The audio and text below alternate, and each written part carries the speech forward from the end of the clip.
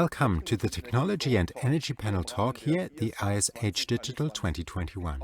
Today we've invited more experts from the heating and ventilation industry and would like to talk to them about the topic of residential ventilation in conjunction with heat recovery. Allow me to introduce today's guests in the studio. First, Barbara Kaiser, the head of the Department Residential Ventilation at the BDH, and Christoph Scholte, the chairman of the department at the BDH. To introduce the topic, Mr. Scholte, let's start with a general classification. Why is the subject of residential ventilation becoming increasingly important?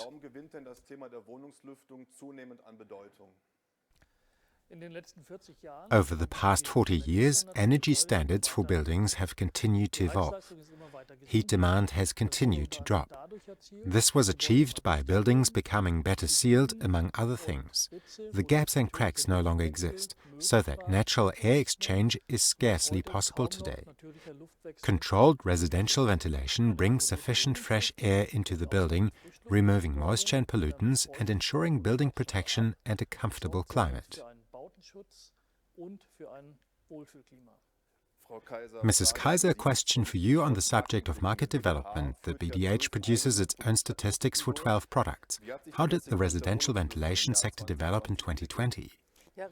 In the area of residential ventilation, we have two statistics. One is the statistic for central residential ventilation, which we've conducted for about 12 years. This showed significant positive development in 2020 with 6% growth. And then there's the statistic for decentralized ventilation with heat recovery, which we've conducted since 2014 jointly with the German Association of the Ventilation Industry, the FGK. There's been significant growth there since it was established in 2014, and we saw a 5% increase in 2020.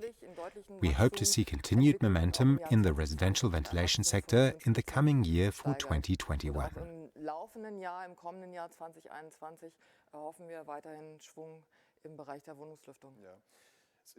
There are two different technologies for ventilation systems, centralized and decentralized. A question for you, Mr. Scholte. Where are each of these systems used?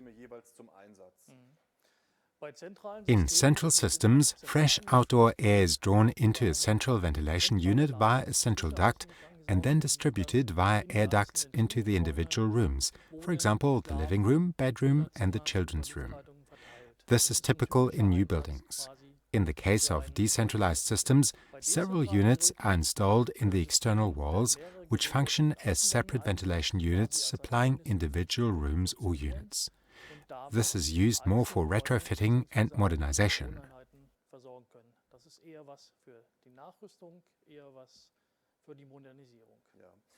The topic of heat recovery is also becoming increasingly important. Maybe a sentence or two on that. How does this work technically? Where does this come into play?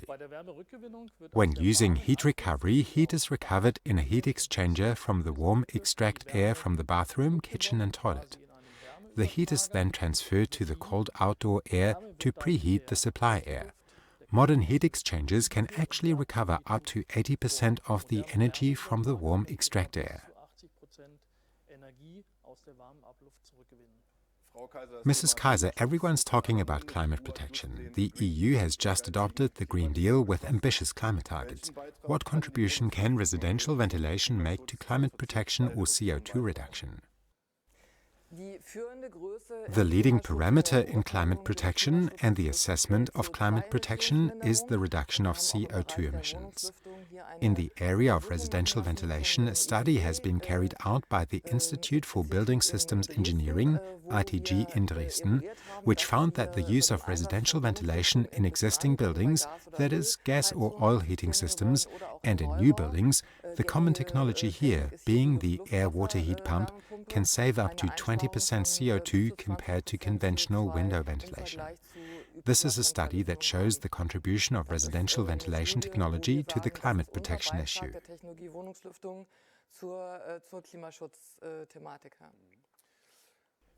So the technology can contribute to CO2 reduction. Mr. Scholte, in the context of the coronavirus pandemic, and this has also been in the media, how significant is the ventilation industry? What can residential ventilation potentially contribute to reducing the viral load? Well, a quantitative assessment of residential ventilation is difficult. residential ventilation helps to dilute indoor air with the constant supply of fresh outdoor air. And with the dilution of the room air, any potential virus concentration in the room is also reduced, which of course also reduces the risk. So residential ventilation also contributes to healthy living in that sense. Another point I'd like to make concerns the issue of funding. Mrs. Kaiser, last year the German government significantly increased the subsidies for efficient heating systems and also simplified them to a certain extent. How does ventilation benefit from the current subsidy scheme? We already had ventilation integrated into the former MAP, the Market Incentive Program, in 2020. And as of the 1st of January 2021, the first step of the BEG, the Federal Funding for Efficient Buildings, went into effect with funding for individual measures. This includes residential ventilation with a subsidy of 20% for existing buildings. From the 1st of July 2021, the funding for residential and non-residential buildings will come into effect. This is the systemic subsidy in which residential ventilation in new and existing buildings is subsidized further with significantly higher subsidies if a certain efficiency house standard is achieved, efficiency house 55 or 70. That's the funding. The second component is the tax incentive, whereby residential ventilation can also be offset as a 20% reduction in tax liability spread over 3 years. That brings us to the end of today's program. I'd like to express my sincere thanks to today's guests, to Mrs. Kaiser and to Mr. Scholte. Further information on the subject of residential ventilation can be found on the website of the Gute Luft initiative, displayed here, and of course on the manufacturers' websites. Thank you for your interest, and I wish you an exciting ISH 2021.